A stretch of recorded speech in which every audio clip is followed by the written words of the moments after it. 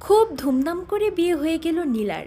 নতুন জীবনের স্বপ্ন নিয়ে নতুন বাড়িতে পা রাখার সাথে সাথে তার বৌদি বলল, নীলা, তোমার শাশুড়ি কিন্তু মোটেও সুবিধার মানুষ নয়।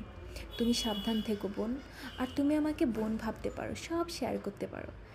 একটু পর তার শাশুড়ি এসে বলল, নীলা, এগুলো তুমি রাত 3টার সময় খুলে রেখো, পরের দিন আমাকে বলবা খুলে কি দেখেছিলে। নীলা বেশ আনন্দে এগুলো খুলল। দেখতে দেখতে হঠাৎ করে হাত ফসকে একটা আংটি পরে ভেঙে গেল। একটু পর তুলে দেখলো এটার ভিতরে একটা তাবিজ। সে বেশ ভয় পেয়ে গেল।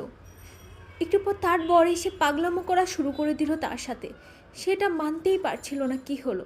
বৌদিকে ডেকে এনে সব দেখালো, সব খুলে বলল। তারপর বৌদি বলল, শোনো, আগেই তো তোমাকে সাবধান করেছিলাম, তোমার শাশুড়ি সুবিধার মানুষ নয়। সে একটা কালো জাদুকর, সে একটা ডাইনি। তোমার অনেক কিছু জানার বাকি বোন।